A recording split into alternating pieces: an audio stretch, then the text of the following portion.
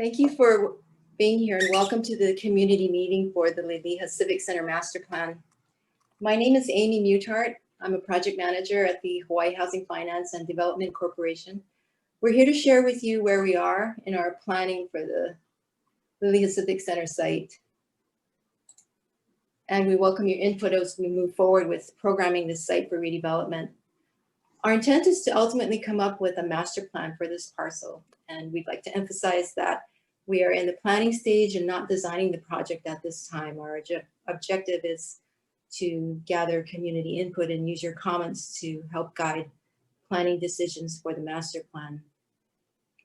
We're also partnering with DAGS, the Department of Accounting and General Services, in planning of this project.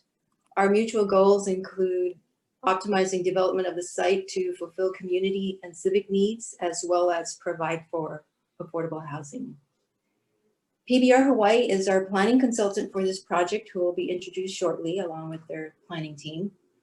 And we've contracted PBR to prepare a master plan for the Civic Center site. We've also asked them to study the infrastructure needs in the Iwilei area. So they will also be preparing an infrastructure master plan, as well as an environmental impact statement. So with that, we thank you for your participation this evening, and I'll hand the meeting over to Ali.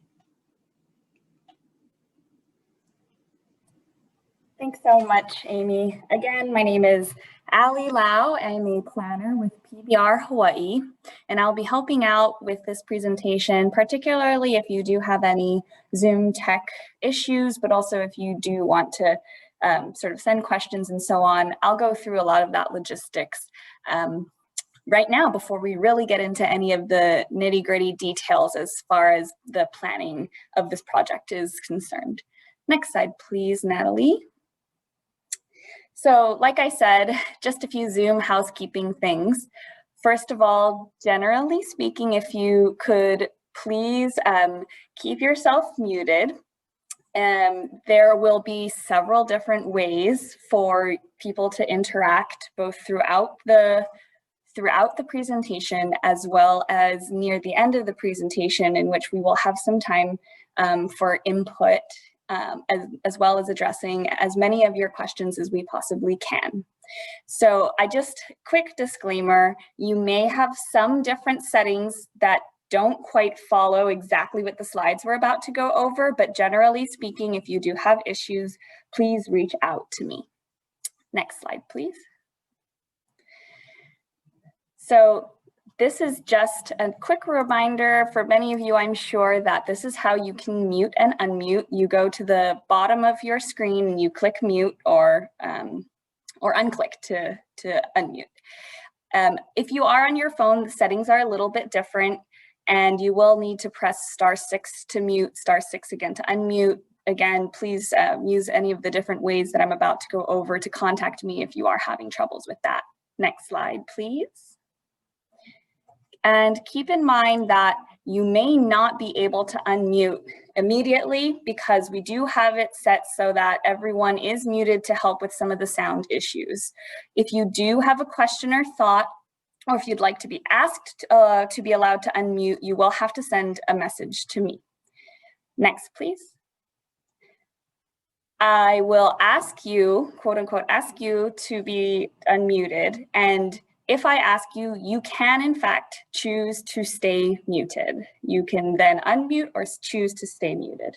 Next, please. Something that some people have trouble with is how the view is set up. So if you do want to change the view, what you do is you'll click at the bar at the top of your setting of your screen. If you could go to the next slide, please. And what that will look like is like this. What you'll want to pick is side-by-side mode. So if you'll go to the next slide, please. If the pictures of everyone's face is really, really large and you want to be able to see the slides better, you grab at the toolbar in the middle and you can pull it to be as big as you'd like. Next slide, please. So for example, you'll be able to get the slide much bigger and the face is much smaller by pulling towards the right, and vice versa by pulling towards the left. Next slide, please. So for those of you who may not be as familiar with chatting, this is one way that we'd really like to encourage you, because you will not be able to unmute without asking first, to go ahead and send, questions or thoughts that you may have throughout, or especially near the end when we have the opportunity for input. You do that first by clicking chat at the bottom, and then you will have the option to choose who to direct the chat to. Could you go to the next slide, please? So like I have mentioned, my name is Ali, but I am showing up on your screen as PBR Hawaii. If you do not want to send your message to the entire group, if you only want to send it to me, then you can go into the scroll down and choose PBR Hawaii, and that will come to me. Next, please. Okay, and now for raising your hand. In order to do that, you will have to first click the participants button that's on the bottom of the screen. If you could go to the next slide, please.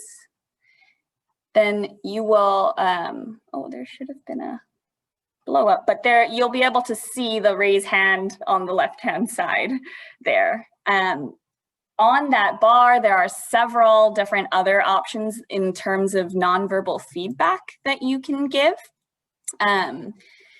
You can do a thumbs down if you don't agree. You can give a thumbs up if you do agree. If you would really like to applaud something you've heard, that's what you have the clapping hands for. And if you need to step away from your computer, you don't want to be called at all, please go ahead and choose the coffee mug or the clock, and you are able to then indicate to me that you're not there or you would not like to be called upon. Next slide, please. At the end of the presentation portion, like I mentioned, we will have opportunities for input, and a lot of that will be happening through Zoom polls. So just a really quick primer here on what the polling process will look like. You will get this that pops up on your screen, and you are able to resize or move it by clicking and grabbing at the top of the chat bar. And next, please. In order to respond to the poll, you'll choose your response. If it's single choice, you will only be able to choose one. If it's multiple choice, you will be able to choose several. And then you click submit. If you do not wish to participate in the polling, you do not need to click submit on an empty poll. You do not need to click the X. You just need to sit back and let the poll, play out, and it will close on its own. One quick thing to note here as far as the polling goes is that we will be having some sharing of the answers that come up on the screen. So again, you have the option to not respond by simply letting it appear and disappear. Next, please. So just to kind of review all of these different ways that you can give feedback and ask questions and so on, if you have a question or a thought during the presentation, if it's something more like a clarification about what is on the slide, please raise your hand and I will be able to hopefully get you to ask your question to get clarification.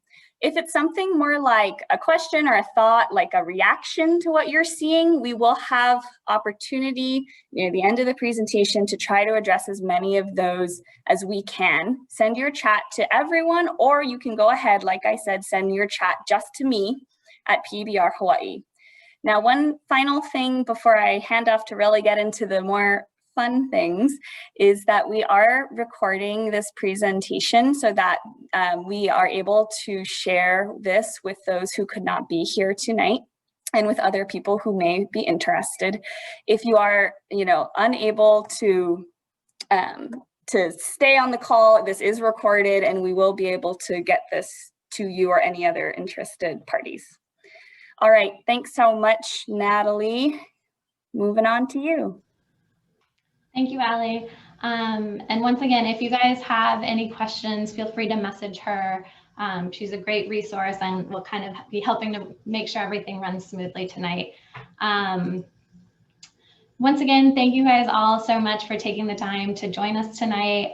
On this first slide, I have added my contact information. It will also be on the last slide, but it was brought to our attention that the email to reply to was maybe not the best one to get in touch with us. So this is also on the invite. So if you have any questions, and as Ali mentioned, the meeting's recorded. So if you want to provide input, but not necessarily in this forum, since it is being recorded, feel free to email us or give us a call. As Amy mentioned, tonight we will be talking about the Liliha Civic Center and Iwilei Infrastructure Master Plan projects. The meeting objectives and agenda for this evening. We're going to share project goals and timeline, kind of give you guys a high level overview of what we're planning to do, when things are anticipated to take place, the information that we have gathered to date. So this is our first project meeting. It's really exploratory, and we're hoping to spend most of our time with you getting your insights and input. And then also to identify needs and opportunities in the Iwilei area. So the agenda, we'll do a quick project team introduction, let you know who is participating on this project overview, discuss the infrastructure improvement master plan, discuss the Civic Center master plan, and then spend our time looking at input on information needs and opportunities. So quick project team introductions. As Amy mentioned, this is a joint project between Hawaii Housing and Finance Development Corporation, HHFDC, and the Department of Accounting and General Services, DAGS. So those are the two state agencies. PBR Hawaii, which is the office that I am a part of, is the prime consultant on this project. We're focusing on the master planning efforts, as Amy mentioned. And then underneath us, we have the support of a bunch of great sub-consultants ranging from architects to historic architects, civil engineering, electrical telecommunications. We have transportation engineer and multimodal system planning sub-consultants, green infrastructure sustainability, cost estimator, archaeological, and acoustic and air. So on our project team, we have Design Partners, Inc., Fung Associates, RM Towel, Ron Ho and Associates, Farron Piers, Ryder Levitt Bucknell, TCP Hawaii, Terry Hayes and Associates, and Arup. Some of them will be saying a couple words tonight, but once again, we're at the front end, so a lot of this information is preliminary, and we're really looking for your feedback as we go along. So quick project overview. The purpose of the project is to provide state programs and support to the Iwilei community and provide and support walkable transit-oriented development, really focusing on housing and affordable housing in an area where people can also work, so state offices, and then hopefully play. So we know Ala Park is across the street, Chinatown's nearby, so there's some shopping entities and other amenities in the area. The project components, Liliha Civic Center Development Program and Master Plan, Iwilei Infrastructure Improvement Master Plan, and then the Environmental Impact Statement, which Amy covered. Quick project schedule, Liliha Civic Center Master Plan is kind of starting slightly before everything, but we're well underway a little bit into the Iwilei Area Infrastructure Improvement Plan, and then we'll be rounding it out with the Environmental Impact Statement. More particularly, meeting one for the Liliha Civic Center Master Plan is tonight, and it's kind of the first thing that we're doing after gathering the site information and getting a better understanding of what is there. Just quickly, since most of our time tonight we'd like to spend talking about the Liliha Civic Center Master Plan, but we did want to provide a quick overview of what the Iwilei Infrastructure Improvement Master Plan will look like. So the scale of this project is slightly larger. This little, let me see if I can get my leads there. Okay, this little blue box right here is the Liliha Civic Center site.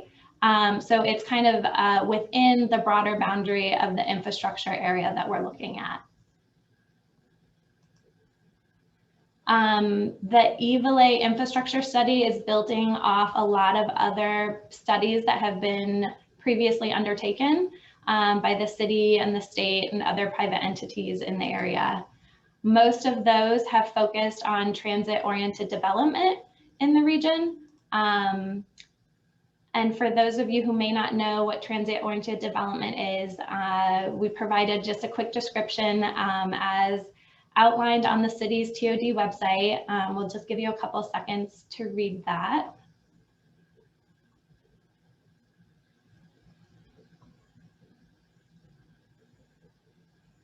Okay. And then really what the infrastructure master plan is looking at is how to implement the vision for the Iwilei area, knowing that most of the development that is anticipated based on community input is going to require some changes in infrastructure. We've also outlined what the city's community vision for the downtown neighborhood TOD plan is. This effort was undertaken by the city over 10 years with significant community engagement. So that's what we're building off of. What we know as a project team about this area kind of generally is that the amount of residential units is anticipated to go up. The amount of commercial square footage is anticipated to go up, and the industrial square footage is anticipated to go down a bit. Based on talking to other departments and agencies, there's a potential need for 2 new schools. The sewer system is aging, water, we need to right size lines, and telecommunications, there's existing deficiencies. And transportation, I think one thing that we've kind of been joking about for a while is if you've ever tried to get from Lowe's to Costco, you know you can only go in one direction. If you try to go from Costco to Lowe's, it gets very complicated from a connectivity perspective. So those are some of the things that we're looking at in addition to sea level rise. And also knowing that it's a formerly industrial area, so hazardous materials might also be an issue. We also know that there's current projects underway in the area. We're not going to go through all of these, but wanted to list them so you guys know that we have an idea that there's some things going on over there. And with that, we're going to spend most of the rest of our time looking at the Liliha Civic Center master plan.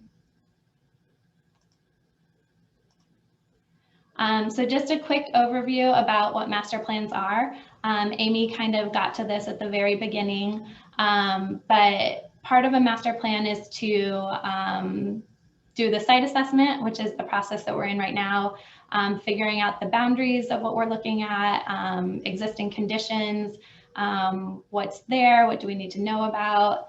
The second phase is building an understanding of the desired end goal. So we're hoping to get some of your input on that tonight. And then also the final part is creating a plan of site uses. So figuring out general uses for the property and where they may be located.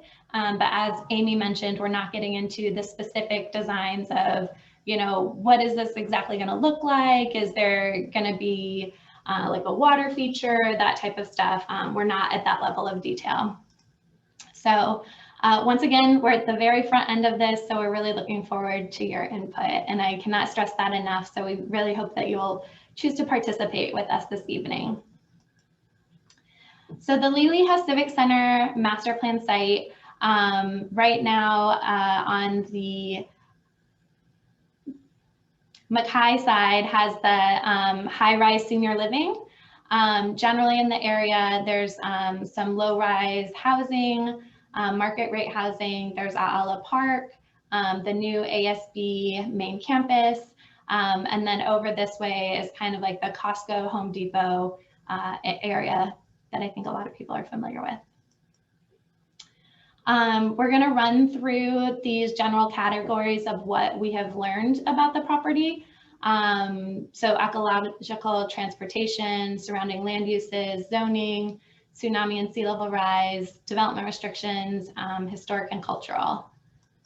So first of all, regional location, it's within the Ahupua'a of Honolulu, which is adjacent to the Kapalama Ahupua'a. From an ecological standpoint, it was a previous industrial site. There's no critical habitat. It's not an important agricultural land in the state. The closest body of water is Nu'uanu Stream, which runs along River Street in Chinatown. Transportation options. We know that this area is very well served by the bus currently. The anticipated rail line is also expected to run down Dillingham and then kind of adjacent to the property and then down to Chinatown. There's also the bus rapid transit lane that they just put along King Street, which is also adjacent to the property on this side. There's also a lot of, in the Oahu bike plan, existing and proposed bike routes in the area. Surrounding land uses, our property is right here. Those in this kind of hatched see-through color are state properties. So there's a lot of state properties in this area, along with a lot of city and county properties, Kamehameha school properties, and other major landowners. Existing zoning. So this is the zoning that's currently under place at the city and county of Honolulu. The property itself is business mixed use since it's along King Street. But as you can see, these areas on the Mackay side are predominantly industrial, which has been the historical use in the area.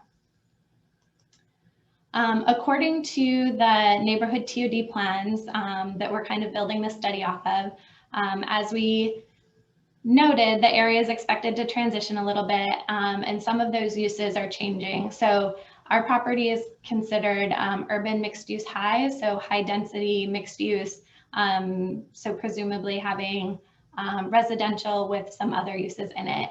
But most of this area on the Mackay side is identified to potentially shift to shift away from industrial uses to urban mixed use medium. That being said, it still needs to go through the zoning process. So this is not set in stone yet. Tsunami evacuation. We know that the property is within the standard tsunami evacuation zone, which is something that we will need to take into account as we develop concepts. Sea level rise, the property is also subject to sea level rise. This map shows a 3.2 foot sea level rise. Once again, something that we know we will need to take into account as we develop some concepts and ideas. The other thing that we are also taking into account is the distance to the airport. The airport has height restrictions that need to be considered. So we will be in conversations with them going forward. Zooming more into the site, there are some things on site that we know that we need to take into account, specifically some easements. This easement with the red line is where the rail is anticipated to go. And there's some agreements between state and city and county agencies working on that. And then there's also easement P that kind of runs through the bigger area of the property. And Jimmy from RM Towel, our civil engineering consultant, is just going to give a few words on some elements. So this is the water distribution system. Overall, yeah, this is because Honolulu Board of Water Supply transmits water through Kalihi and downtown Honolulu to the East Honolulu. The system is pretty solid in this area. So, and they have plans to improve the transmission to the east, so it'll only get stronger. Next slide, please. So this is the drainage system, and that's the drain line that was shown in easement P. And So this area, does have drains to Nuuanu Stream. And the easement U is where the main drain is. Next slide, please. Then for the sewer, it's an older area with a lot of sewer lines that ultimately all lead to the Ava Street pump station. And the city is busy working on improving and relieving the Ava Street pump station. And the brown line is the line that serves the site, presently serves the site. So the city is doing a lot to improve the overall regional sewer system in the area. So that's basically water, sewer, and drainage. Thank you, Jimmy. And then we're going to have Allison from Thung and Associates, the historic architect, give a little bit of background information as well. Okay, thank you, Natalie. So as Natalie and Jimmy both kind of alluded to just now, this is definitely an area with a lot of history. We are focused on this particular site right now, and we're going to continue to look towards the broader neighborhood for some of our historic cues as we progress throughout the project and through consultation with the State Historic Preservation Division and other historic partners. The new Liliha Civic Center building will obviously be on the same site where the Oahu Railway and Land Company Terminal building is. So there are currently 2 buildings on site. There's the terminal building, and then there's an office archives building. Both of these are identified on this map in yellow and associated with the historic ORNL company. So in this slide, you can also see there are the pink dashed lines, which show where the original track ran from the west side of the island, coming into the station in Honolulu at the rear of the terminal building. The tracks are no longer extant right now. We can go to the next slide, which is a 1941 map showing the area around the ORNL property during its peak era. So there were the various original track lines outlined in yellow here. And you can see the roundhouse towards the center of your screen. And there are several other support buildings for the trucks and the train cars and repairs that would have needed to be done to support the ORNL. And today the area is mostly characterized by small scale commercial buildings, as well as a mix of low to mid-scale residential buildings. Some of these buildings, such as the Tongpat building to the north, were also built during the same time period, while there are several other buildings in the nearby vicinity that were built during a little bit later during the second half of the century. In general, this remains a very lively and key area for people. On the next slide, we have a little bit of a quick history and timeline. Without going through all of the details, essentially this covers the legacy of the ORNL, and both of the ORNL buildings on site are listed or are in the process of being listed on the state and national registers as a good example of Spanish Mission Revival architecture in Honolulu. The 1927 terminal building that you see here was designed by Guy Rothwell, and it replaced an earlier wooden depot building in this location. We can go to the next slide, which also shows some of the character defining features of the building. There are obviously these historic features that distinguish the building as we know it today. It continued to serve as the urban terminus for both passenger and freight on the island. And overall, it was very important because it is associated with Oahu's transportation network and because of its role in helping to develop and provide access to the land on the west side. So during the first half of the 1900s, it really served as the primary hub of urban Honolulu. And then through this project that we have almost a century later, we hope that it will continue to do the same. So with that, I will hand this off to Anne for the current program considerations.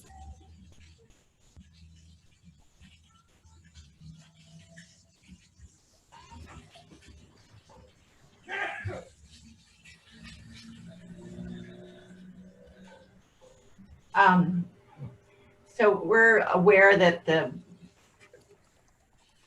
PBR is doing a market study for the residential aspects of this project, and we're aware that the property will be built around the existing OR and L building. Other components of the project would include the state offices, the commercial development, and parking, which could serve a bigger market than just the housing on site. Next, please.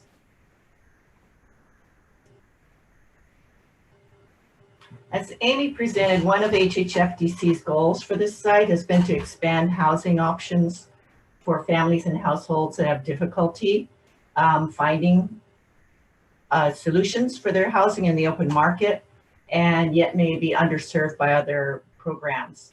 So what we find is that while we're all very aware of the tremendous shelter needs of those in the lowest income groups, here shown as less than 30, and this refers to percent of AMI, or area median income.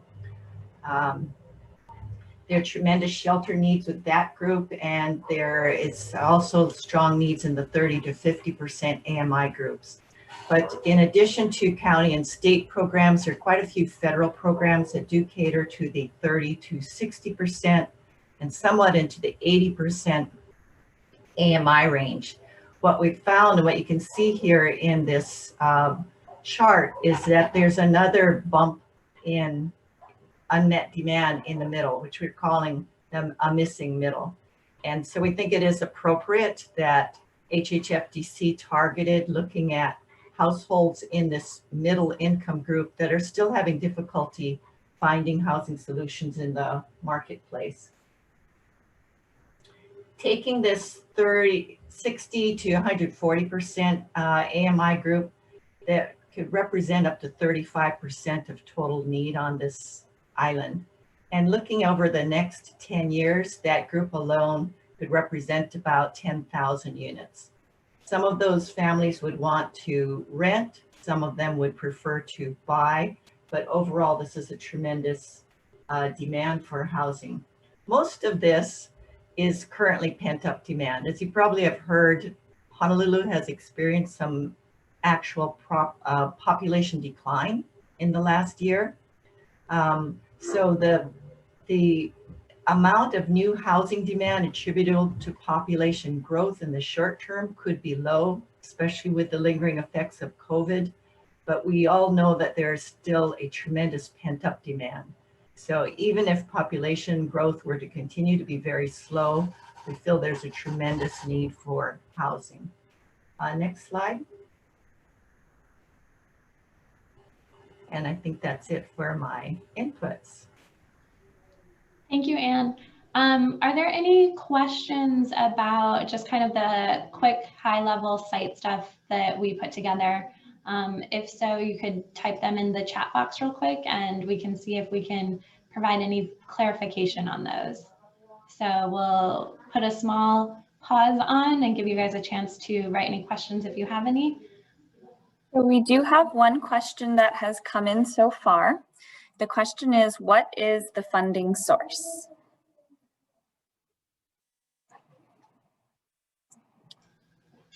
Dean or Amy? Let me ask them if they can unmute. Yeah, sure. In terms of funding, for the DAGS component, the Civic Center and office space, that would likely be through Capital Improvement Program, CIP funds. And for the housing, it really depends on what kind of housing is being built and what target market it serves. There are different funding sources for different target markets. So it could be low-income housing tax credits or the rental housing revolving fund, or if it's more, towards, I guess, workforce housing, it's possible that it could just be private equity provided by a developer.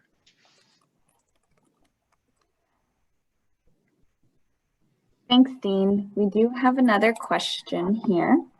The question is, what are the retail/commercial demands or potential gaps? Is that part of this study? I'm thinking maybe Anne could be a good Sure, person there.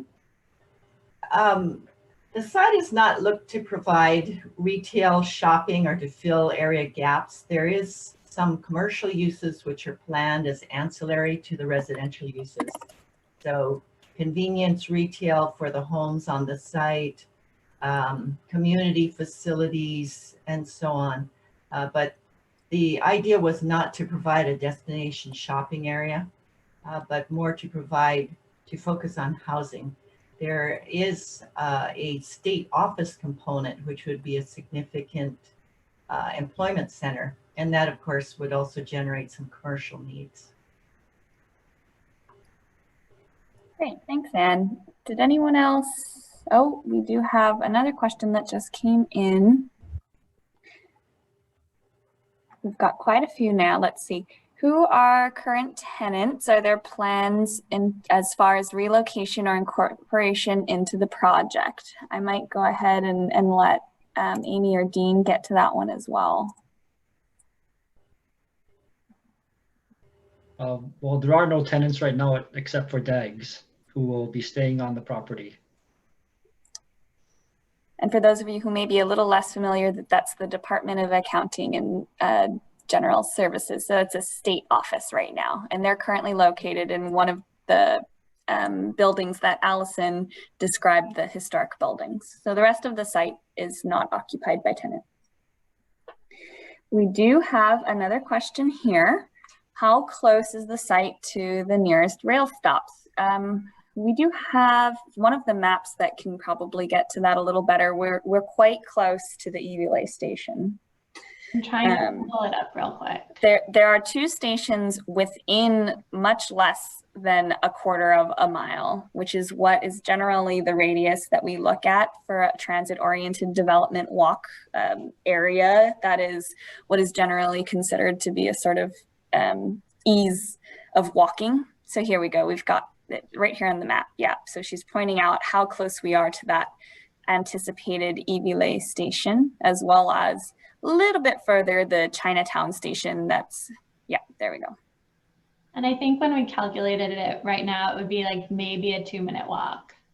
Quite close. Station. Yeah. So there's the Iwilei station. This is the property, and then this is the Chinatown station. Okay, and then as for now, it looks like we've got one more question asking about Kamehameha Day organization. Is that located currently, I assume, on the project site? Maybe we could have, I don't think so. Let me see. Dean, I might ask you.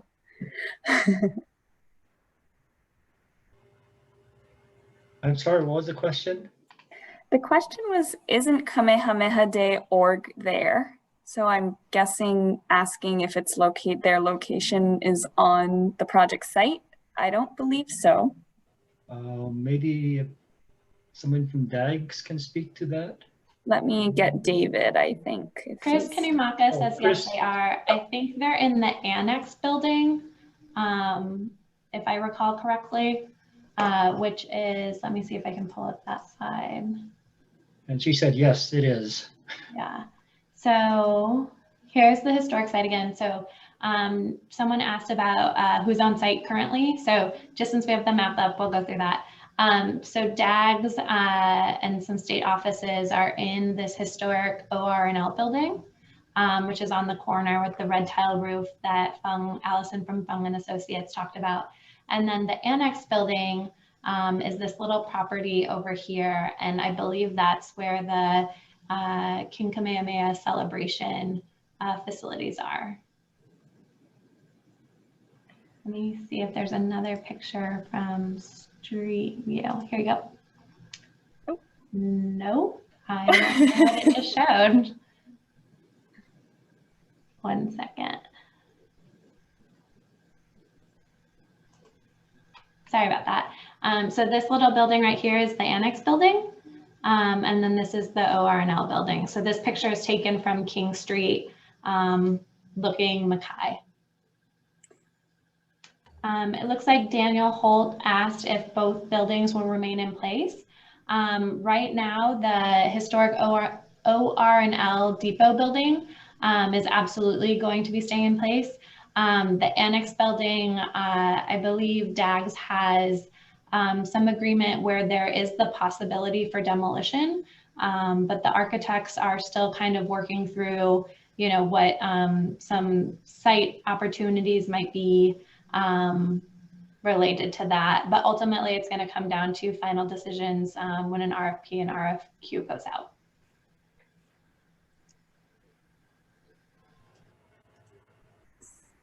So we've got quite a few things popping in now.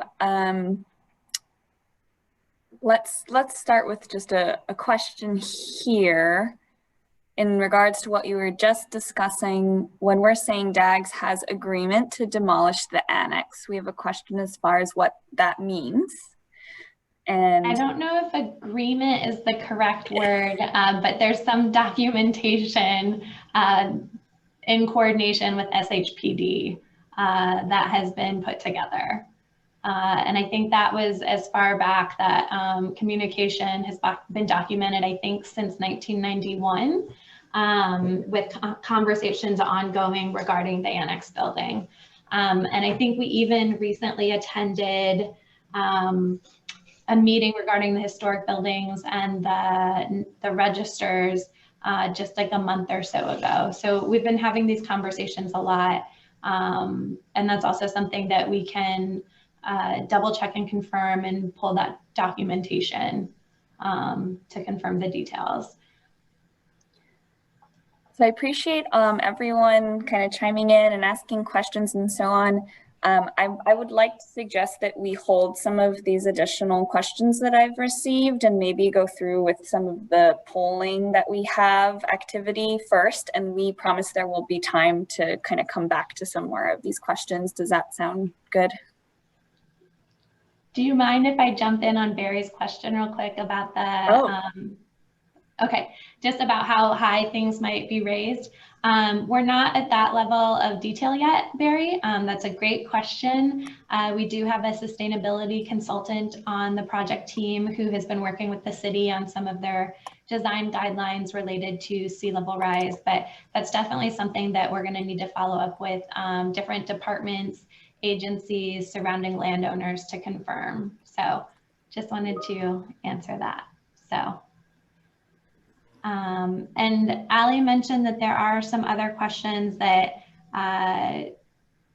didn't go to everyone, but we will address those when we get into the polling questions, which is the next portion that we're getting into. And hopefully you guys find these kind of fun as a way to interact, and then we can kind of go through them and have additional conversation on those. Does that sound okay with everybody? We will take your All right. silence as compliance, huh? I saw a thumbs up, so. You've got a thumbs up. Yes, you can raise your hand or let us know otherwise. But if you do have questions that come up, again, please, you can chat them to everyone, or you can chat them privately to me, as many of you have already been doing. So thanks so much. And if I haven't gotten to your questions yet, we will circle back to them. I'd like to try to get this activity in, and hopefully that gets also things going. Okay, so like I said, we're going to have some polls, and will you go to the next slide, please? Just in case you weren't here at the very beginning, or just as a reminder, we're going to have polls come up, and the way that it will work is that you will choose your response. It will tell you if it's multiple choice or single choice. If it's single choice, you will only be able to choose one response. Multiple choice, of course, you can choose several, and then click submit. There will be some cases in which there is an option of other. We would like to just ask that if you do choose other, please submit your thoughts or your clarification on other in the chat. And again, that can come privately to me. We are going to share the responses of the polls. They will not be, you know, if you send other and it comes in the chat privately to me, I don't need to share it if you don't want me to, but it will show sort of percentage of what everyone has chosen. And again, if you do not want to participate in the chat, and we are asking that if you are here representing DAGS, HHFDC, other state agencies that had an opportunity to have discussion with us. Otherwise, if you could please refrain from participating in the polls. And again, you do that just by doing nothing. You don't click an X, you don't click a submit on an empty thing, you just let it come up on your screen and it'll go off and it'll be just like magic. Does anyone have any questions on any of the sort of technical side on how this will work? If you do, send it in the chat and I'll give a second. And we do Otherwise, have some warm-up questions. So the first two are kind of practice questions to just get you familiar with it. So if you're having trouble, message Allie during those ones. All right, so yeah, why don't we go ahead and I will get these guys launched. Okay, so you should see the poll up on your screen and I will give it a good 20 seconds, no, maybe a minute to see.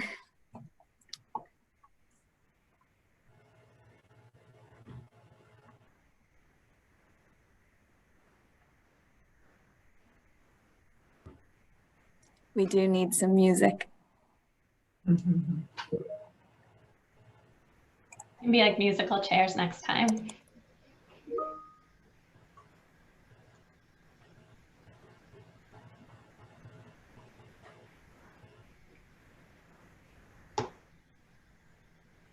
So it looks like we have 13 responses so far.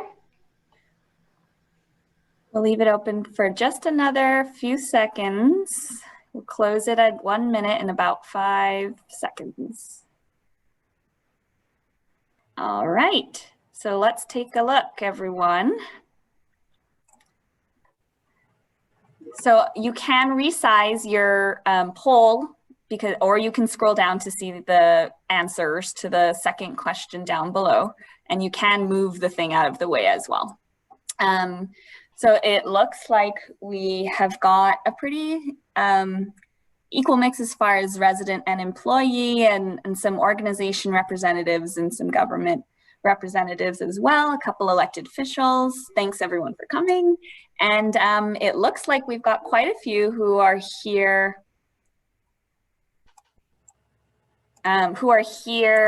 who have been living in the area for more than 15 years, as well as several who've been here for in the 10 to 15 range.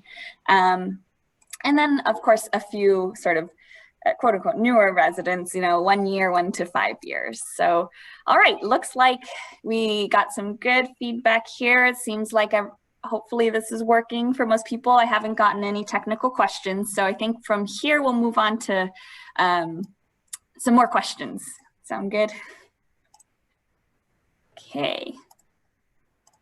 Next, we're going to ask some questions about strengths and improvements to the Iwilei, Liliha area, just kind of in general. And you should have the poll up on your screen, and I'll give this one maybe a little bit longer. You have to think a little more.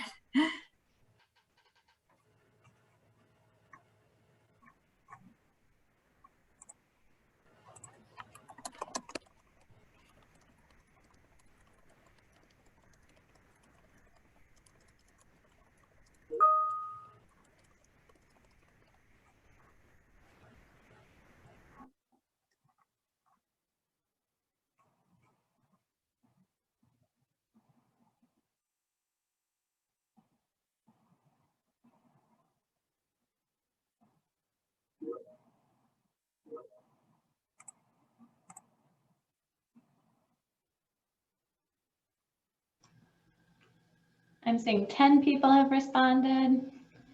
It's a lot of thinking to ask you to do late on a Wednesday evening, so we appreciate you guys. I'm just going to leave it open for another, let's say 10 to 15 seconds. Got another response. Thank you. Oh, a couple more.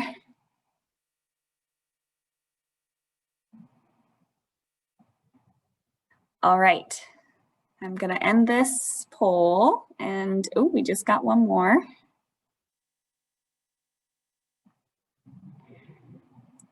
All right, so let me go ahead and share this. Everyone should be seeing the shared responses. Seems like we've got some consensus as far as what some of the strengths are, being a central location and having access to transit, as well as looks like sort of runner-ups being access to jobs and green spaces. And we did get some responses as far as what other strengths, other strengths could be. Historical and cultural resources are other strengths. Including on our site, the ORNL buildings and seen as a strength, as well as other kinds of community services and spaces, and small businesses specifically. It sounds like live work are some of the other strengths that people have mentioned from this poll. Thanks so much for sharing. Okay, and as far as improvements, it seems like we have two top contenders here with housing and outdoor spaces. And if anyone would like to expand upon that, either in the chat, or I can, if you'd want to raise your hand if you would like to share a thought, then I would love to hear kind of thinking on what that might be. Otherwise, we can move on to the next poll.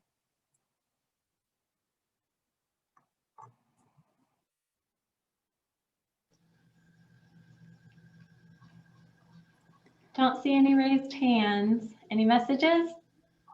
I don't think so. So I think we'll just have to kind of understand that as far as improvement or seeing more in the area, we're really wanting to see housing and outdoor spaces, and kind of next step down is just improvements to roads and sidewalks, as well as access to food and recreational spaces. This is not to say that any of those other things are not something that we'd like to see improved or see more of, but kind of those top things that have come up are housing and outdoor spaces.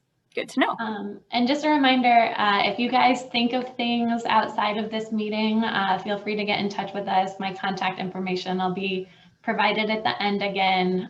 But we also want to encourage you, because I know for me personally, sometimes it's difficult to be put on the spot and ask things, and I mull about it later and I'm like, oh shoot, I wish I would have thought to say X, Y, and Z. So please feel free to reach out to us. All right, next one. Okay, 1 second. So for this next couple of questions that I will launch in 1 second, we are specifically asking you about potential new residential at specifically the Liliha Civic Center site. So that's what most of those slides were about, looking at the existing conditions there. All right, and so you should have the poll, and again, I'll leave it up for a minute and a half.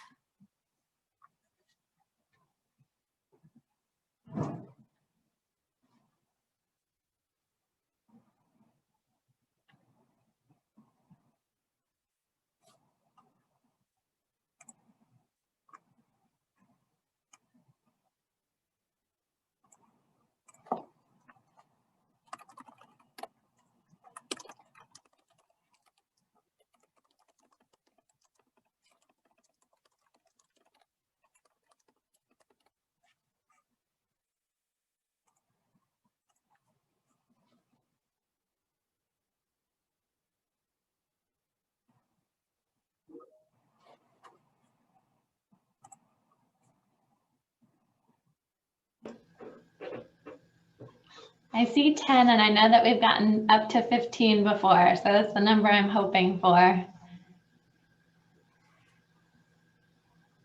11.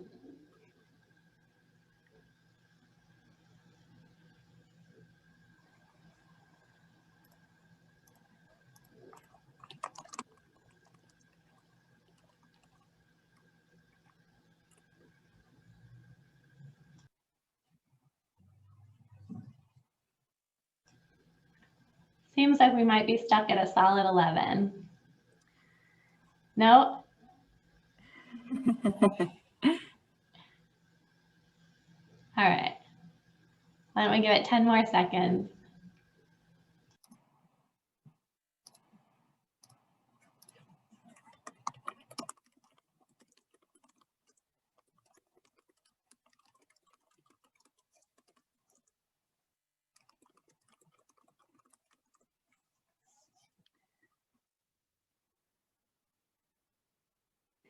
So I understand that, sorry, I was just reading through the chats here, and I'm going to leave this up for a minute while I kind of explain this. There is not an option on here as far as would you have a preference more towards renting or buying, and we are very understanding, like Anne said, that there are preferences that could occur for renting, and as well as needs that definitely need to be met in the outside of the AMI range that we're sort of focusing on here. And those are really important distinctions to be made, but we would like to focus if you are interested in purchasing or not in that first question. And if the answer is no, then that's absolutely fine. Or if it's other, then you can go ahead and choose that and send me a message as to kind of some clarification. I hope that helps with explaining that question.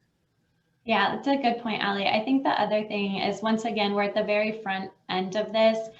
We've kind of started some market analysis based on existing current conditions. We know things are constantly changing, and we have been tasked with looking at the potential for leasehold there. So I guess we were trying to get a better sense of some additional input on that. Anne, did you want to add to that? I unmuted her in case she would like to.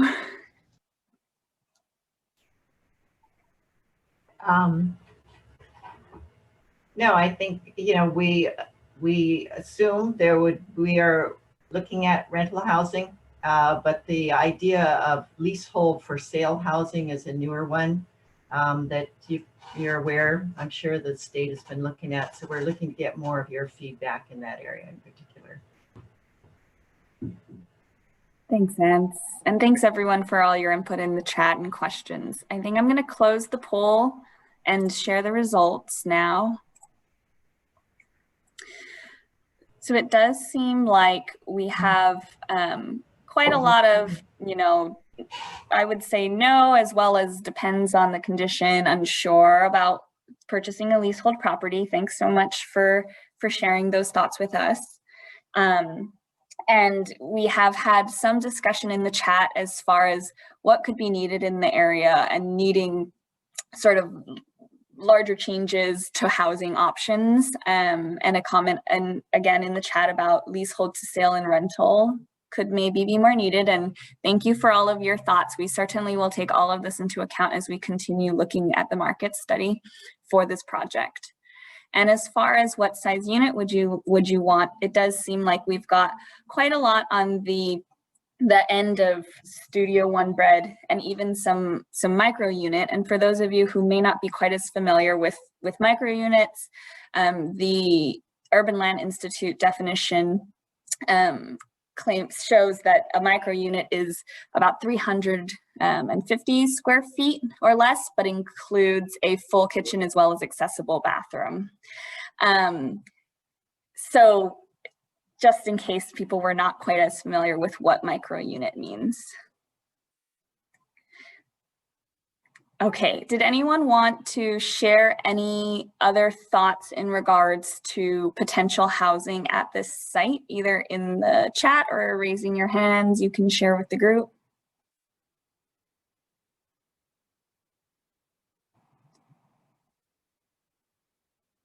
All right. Oh, we do have a raised hand, so I'm going to go ahead and let Carol unmute. You'll have to unmute yourself though. There we go. Yeah, there's in this whole area, including Merrill Wright housing, the redevelopment, and that whole area, there's need for the smaller single senior, like the next door building. But there's also need for larger families that work in the area, and the commuting would be a very good location for them. And so I think that it's kind of a broad spectrum, and all the different things that are being developed in the area with the TOD development kind of are reaching all of the different demographics, but I don't think there's a a specific need for just one type. It really needs to be kind of a mixed use, unless it's going to be something like next door senior housing. And then that has a very specific need. But if it's going to be a mixed age, mixed use, then it really does have to have mixed sizes. Thank you for that, Carol. Yeah, thank you so much. Is there would anyone else like to share any thoughts as far I as? saw a note from Connie come in that said it might be nice to think of housing for people who work in the area, including government employees. And then there's also a question about what residents in the area perceive are the highest needs currently. I want to point something out. Unfortunately, we were hoping that participants from Neighborhood Board 15 would be able to join us tonight. We've been in touch with them, but their meeting got postponed from last week, Wednesday, till tonight. And this site is directly within their board district. So we will be following up with them on that and hopefully getting some additional insights. So to answer your question, Rose, we're hoping that we can address it that way, but we really appreciate you bringing that up.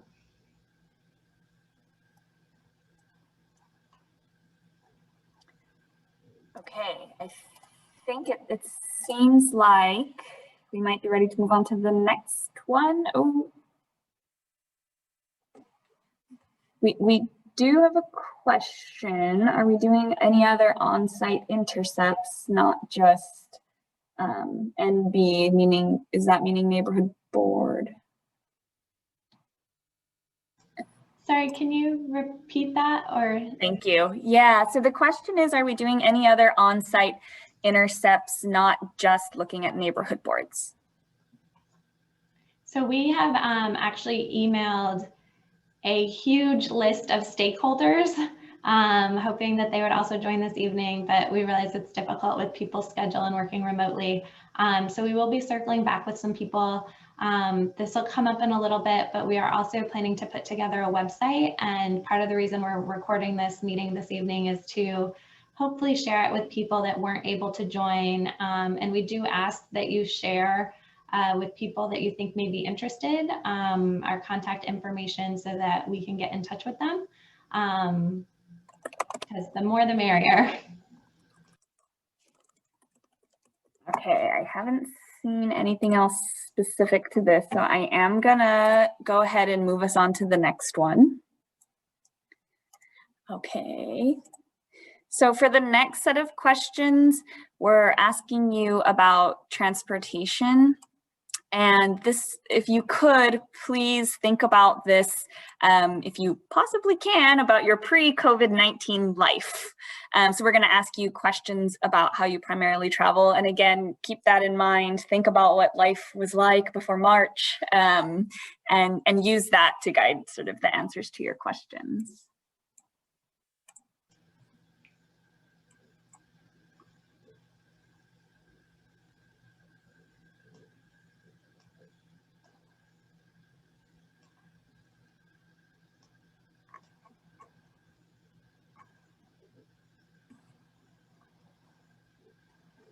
I just want to add one thing real quick. Our transportation engineers are on the phone. We are gathering more significant data with traffic counts and all that kind of stuff. So this isn't going to be the end all be all of the information that we are gathering. So just wanted to share that.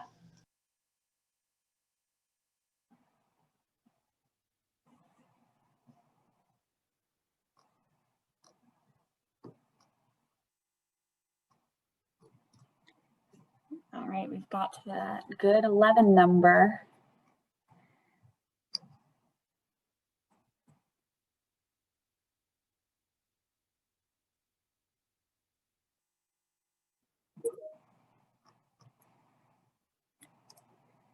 Ooh, we're up to 15. This was fast. I'm wondering, I might leave it open a little longer. I don't know if we've gone more than 15.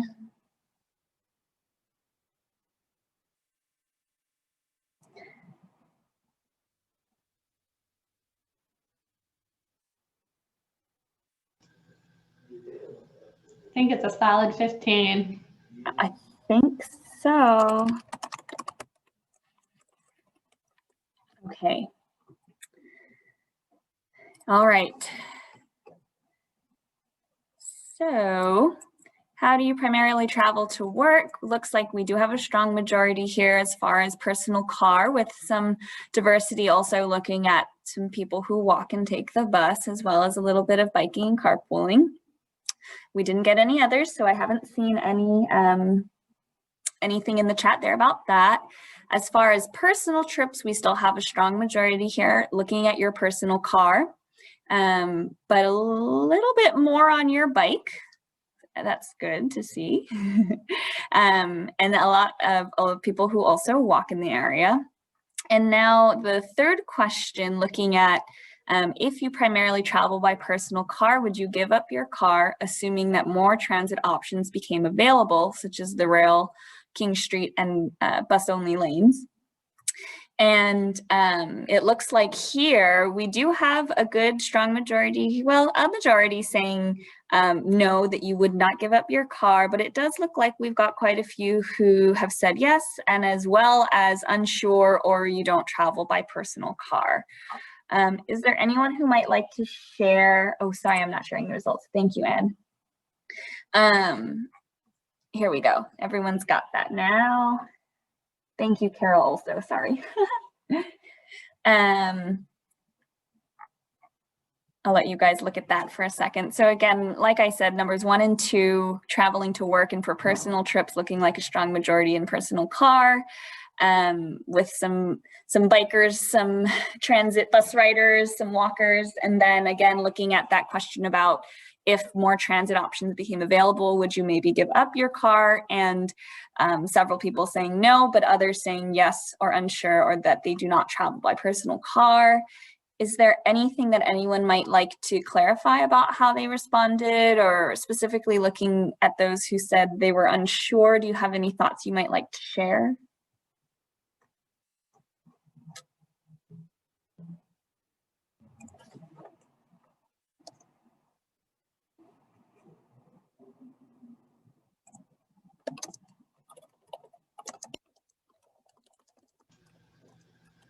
I don't see any raised hands or chats to everyone. Did you get some come in?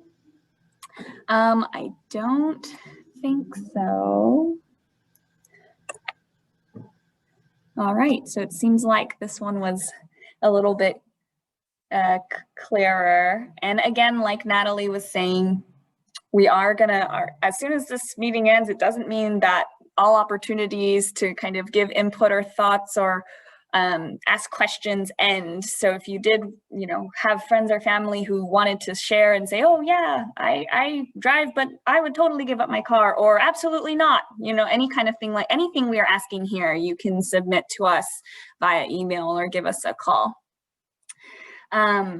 I would like to just, in case people aren't following in the chat, we did get some good clarification from Harrison Rue in regards to Rose's question about what current residents think. And I just wanted to share that in case people were not following in the chat, that the city DPP, Department of Planning and Permitting, did get a lot of input on that from the residents and businesses while they were developing the transit-oriented development plan and the Kapalama Canal project. And yes, he has shared that with the project team, and we do have that information. So I know this is backtracking a little, but I didn't want it to get lost in the chats, and I wanted to thank you, Harrison, for kind of giving that clarification. Rose, was that a question for Harrison in regards to what we were just discussing about any connection to Kapalama Kai? Thanks. Oh, okay.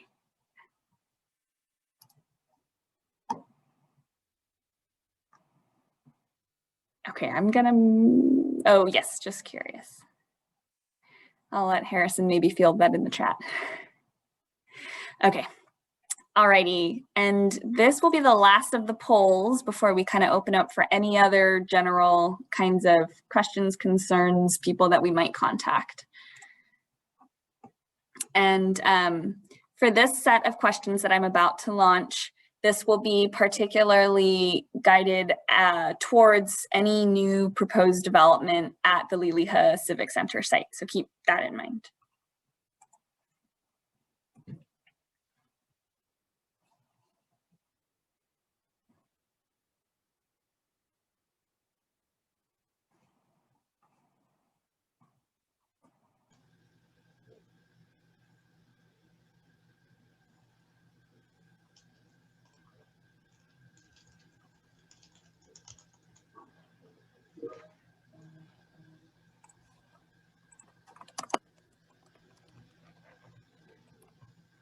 So I think this question regarding parking is kind of a tricky one, and maybe some of you don't have opinions.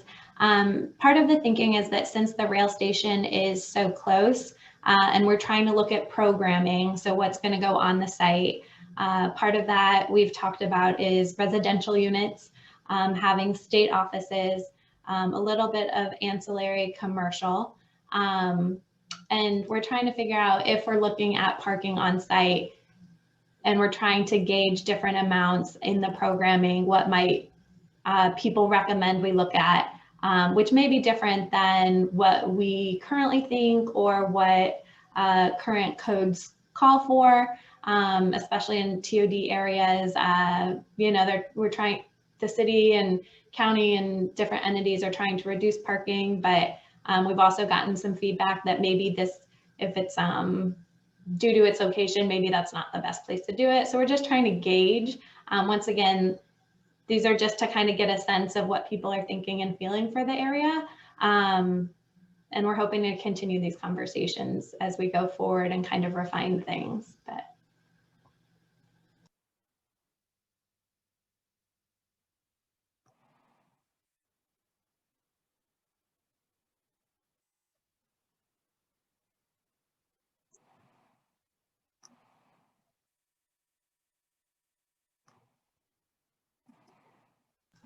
and it looks like we're at that magic 15 number. All right, I'm going to go ahead and close this poll. And I will share the results. All right. So these were all multiple choice options. And so we may have people who have chosen, more than one answer here. So looking at what kinds of parking do we think would be needed for this proposed development? High percentages here looking at residential parking as well as shared parking. All right, got it, thank you. And then as far as who parking should be for, of course, we've got quite a majority here looking at, oh, thank you, Q1 was a single choice, but I think who should parking be for, was it a single choice? Oh God. Who should parking be for? We've got, of course, a lot of people saying for residents and kind of everyone that was on this list here, office workers, businesses, park and ride, general public. And then looking at, assuming that you did live here, how many stalls would you need? And it looks like between 1 and 2 stalls would really be what a lot of you folks here in this meeting tonight would need or want to have. Did anyone have any other thoughts that they wanted to share? Comment from Carol noting that parking stall units are usually related to unit sizes, and our rates, the rates that we have been looking at, potentially do account for that. Once again, we're just trying to get a sense of what you guys individually may be interested in. So thank you. And Carol, I'm not sure why that first question was single choice. We can go back and check on that. And if we do another survey, make sure that things aren't set up that way. So our apologies. Yes, thank you.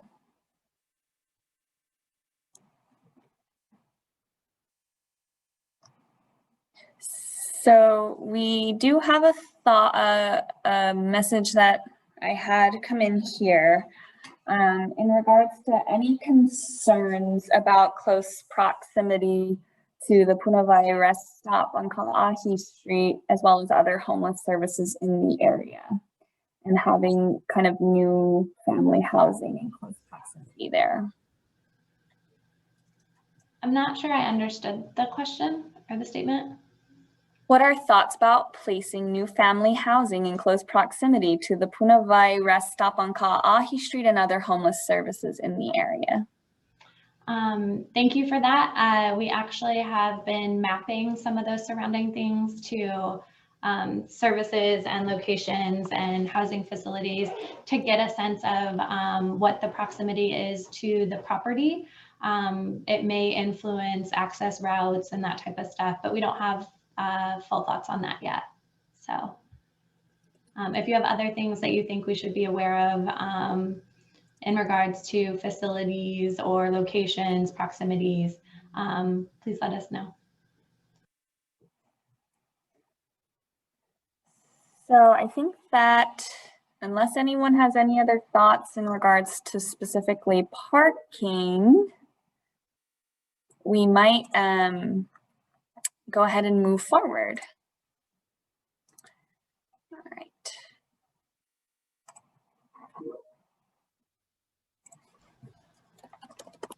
All right. So we have just a few general kind of questions asking towards you. At this point, you can feel free to raise your hand as well as typing in the chat box to everyone or to myself if there's any other information that we should know. Maybe there's something that we've missed that you think we should kind of look into.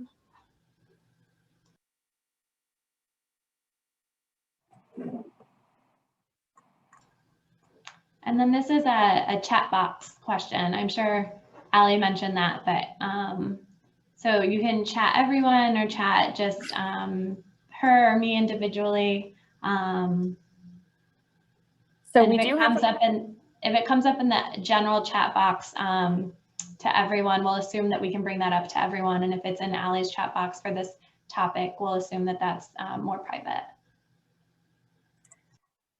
So we do have a question here. Why is it called the Liliha Civic Center? It is not in Liliha and it is not civic. Is that something that anyone has history on that they could share?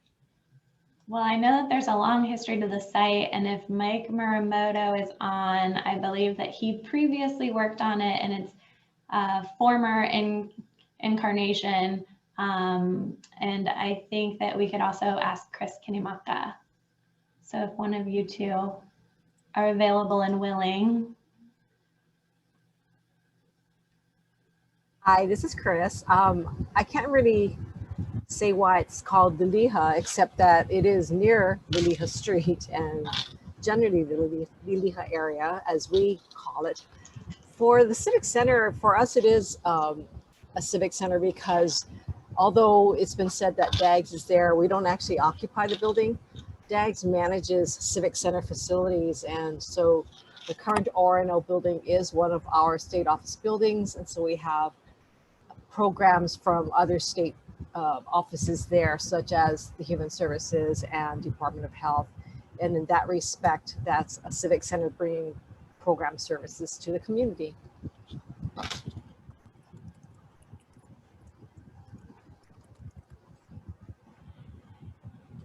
Thank you, Chris. Sure. Okay. Sorry, give me 1 second.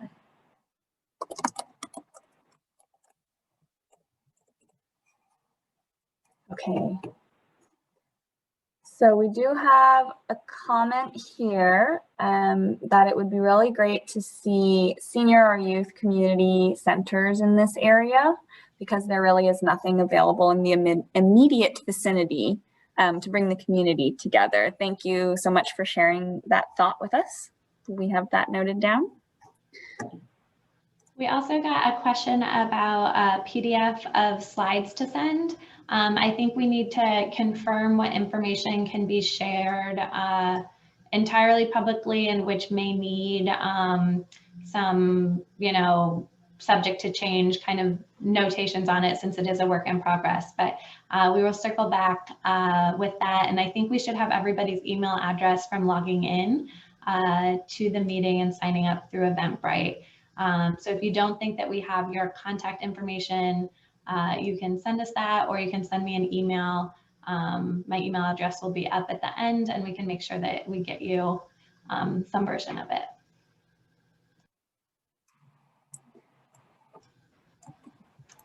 There was also, I think, a comment about the historic facilities on site. That is something that we're taking into very close consideration and have been having conversations about. Fung and Associates will be having additional conversations with SHPD. So that is something that we can look into in more details and try to address as many concerns as we can. But as of right now, I don't have the all of the files on hand, so it's not something that we can speak to fully until we finish compiling the documentation.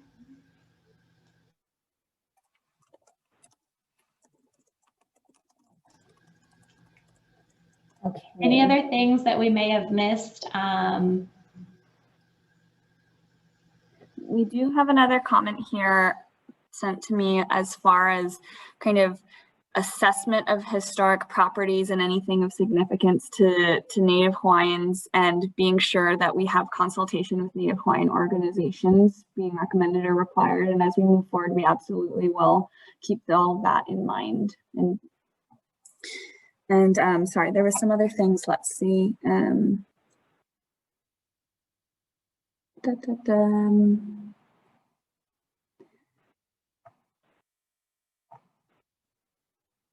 Sorry, I'm trying to get through the chats. I think that I was able to kind of get through to everyone, so maybe we'll just move to the next question, which is kind of getting to the previous comment I just shared as far as, are there other people that you have thought of specifically, or organizations specifically that, or not, for example, Native Hawaiian organizations that you think that we should be reaching out to be involved? And again, if you don't think of it right now, please email, call us. You can also let us know later if you think of anything.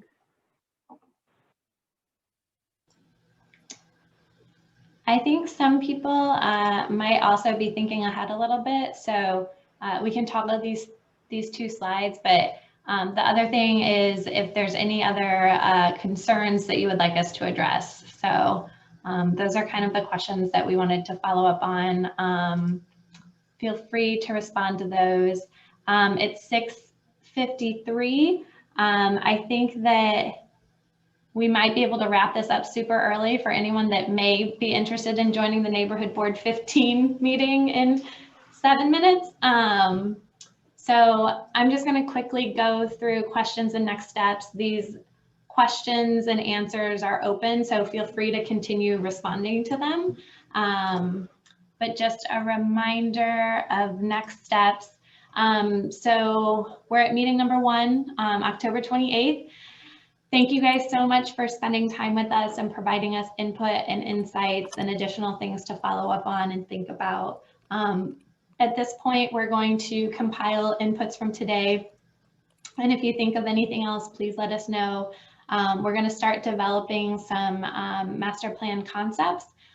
So just what the different combinations of things on the site may be, working internally with our clients, so HHFDC and DAGs, and then continuing conversations with departments and agencies to work through some of the issues that were brought up tonight.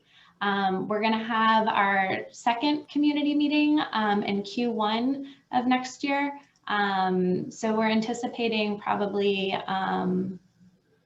February or March for that, but we will keep in touch, especially if we have your email addresses, keep you posted. Once again, if there's other people that you think should be involved, please let us know.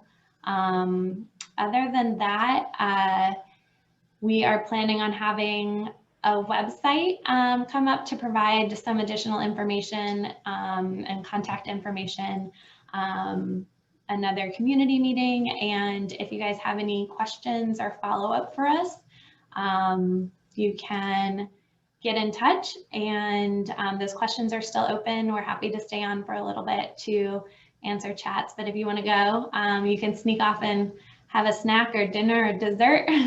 And thank you again for joining us tonight. So we And did. my contact information is at the bottom of this slide. So we did have another question much earlier that I wanted to kind of circle back on for anyone who does want to stay on the line. The questions were just kind of focusing around on how the new housing in the area could have potential of driving up cost of housing over time for many of the lower income families or individuals, and kind of questions as far as if HHFDC is looking to increase any public housing stock and any kind of coordination between those issues. And Anne, who's working on the market study, her internet actually. Oh, she actually came back. Let's see. Oh, she came back? If it's working, let's see if it works for her. Okay. But I know that she's kind of looking at some of those elements, and I think that's something that we'll have to have additional conversations on. Anne, do you have some thoughts on that?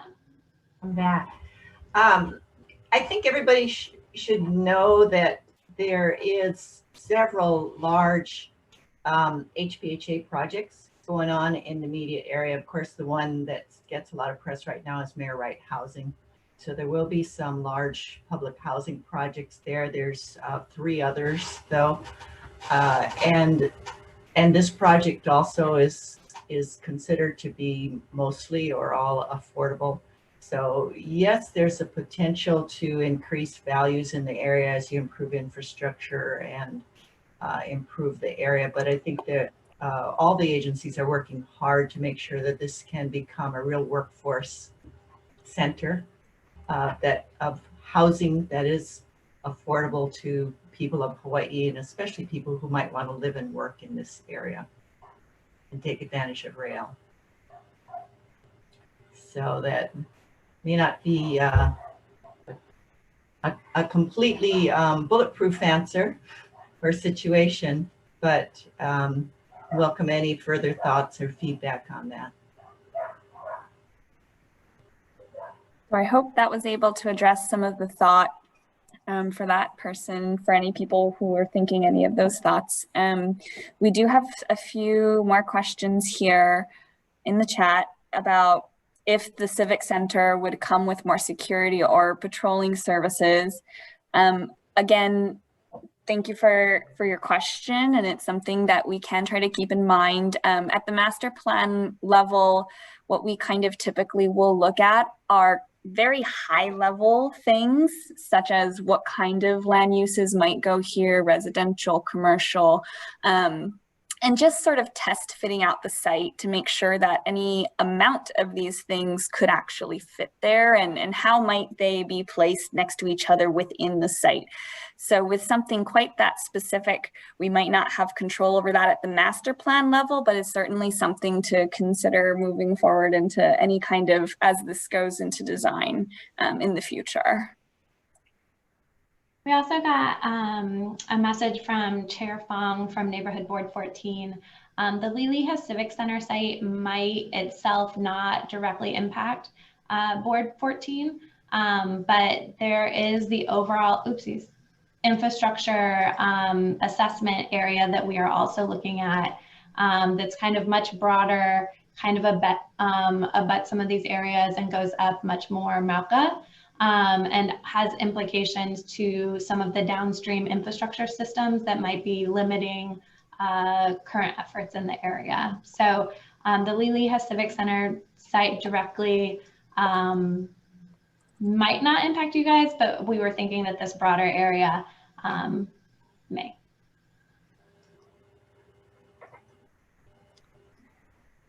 So on my end, it looks like, please, if I haven't covered your question, bring it up again, but it looks like I think we've covered everything that was in the chats, and I don't see any hands raised. So unless anyone has anything else they'd like to share at this moment, we might bring this to a close and allow you to send us any other further comments, questions, thoughts to Natalie. And I will do my best to round up answers and contact the correct people with the correct information to answer the question. So, and of course, if there's other people that you are aware of that would have been interested in tonight's meeting, please feel free to pass along our contact information or keep an eye out for the future website and upcoming meetings. All right, I didn't get anything else additionally, so thank you so much for all of the thoughts and questions and comments. So thoughtful, really appreciate it. And we will certainly let you folks know if you are interested for future input opportunities similar to this early in 2021.